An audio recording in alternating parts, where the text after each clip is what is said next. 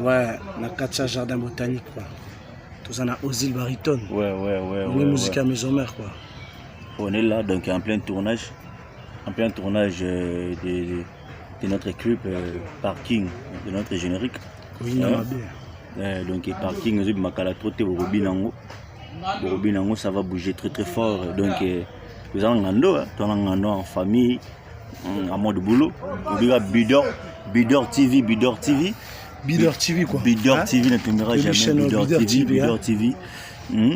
Bidor TV, tout ça là, moi rappelle là. Bidor TV, moi rappelle là. Bidor TV, Tolanda. Bidor TV, Tolanda. Bidor TV, Tolanda. Donc voilà. Bidor TV, Tolanda. Oh, qui chante quoi. Bidor TV, Tolanda. Soutenez chaîne Bidor TV. Singando avec Ozil. En mode famille, en mode tournage. Toujours. Bonsoir, bonjour. Na bande koyo soro balanda vidéo na nganga ndeko da bino moi si na kombo ya Mama Bijou do le la meme bino ka sangwa pasi na lo bakinga la zawana pona ko tia ba information na zawana na lambaka na zawana na beta masolo na zawana sala ba publicité sango ya star na biso pululu na kombo ya Chico et Chokenga makasi parce que za star moko na lingara na lobi na otika boité il faut d'abord avant na vérifier ba information malamu il faut na mikana ko souhaiter ba mes condoléances na famille na yemo bimba parce que za star onga na linga mingi en tout cas mes condoléances na ebike na yoki ke obota ozana mwasi en tout cas mes condoléances na mwasi ya pululu mes condoléances na bana pululu nzamba za na bino simbo motema na bino parce que ça vraiment eza pasi ko zanga papa et puis papa ngakola kité na ba ajuana ko zanga mobali en tout cas vraiment nzambe apesa bino makasi nzambe azala na bino vraiment ekomi pasi ekomi na ko bangisa kokota na ba internet kotala donc kokota na Facebook kokota na kana sango moya mabe oye ko sala yo pasi batu baza ko kufa en tout cas to luka kimia na mutu nyonso tout parce que monde ekomi mokili ekomi na suka yango nga Mama Bijou na lobai na ko sala ba polémique ya buzoba te na kokota na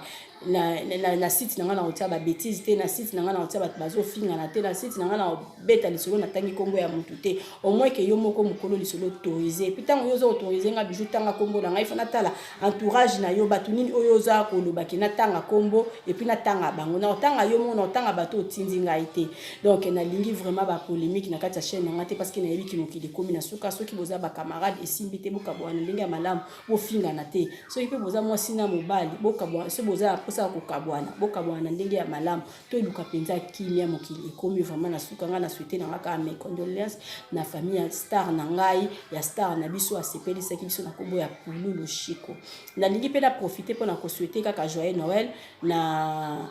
babone na nga o baza babone na nga o boyebi Mama Bijou na ona yebi bino te na souhaiter bino ba joyeux Noël.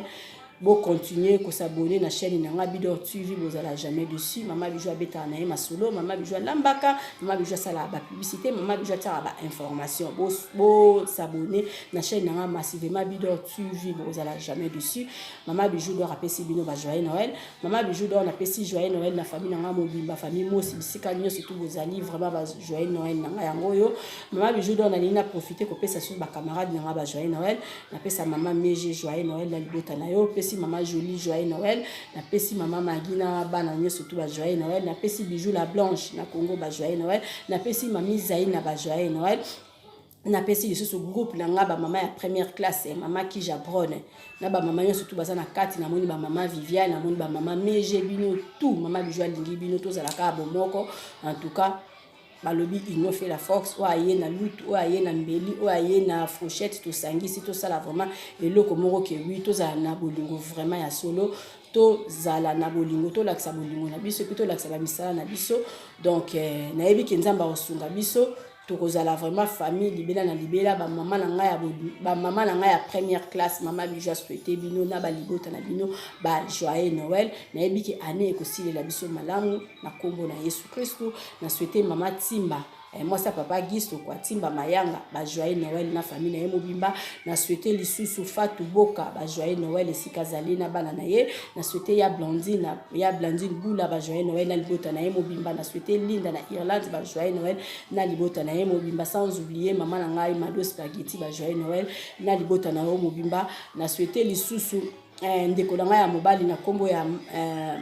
Mavangu 007 na Frankfurt ba joyeux Noël na libota na mobimba na souhaiter lisusu ndeko na ngai ya mobali kombo na ye Juju na Aren na famille na ye mobimba ba joyeux Noël na bango. En tout cas Mama Bijou d'or na lingi bino mingi mutu yo soto na tangi kombo na ye na o na tangi kombo na tangi kombo te boza ensemble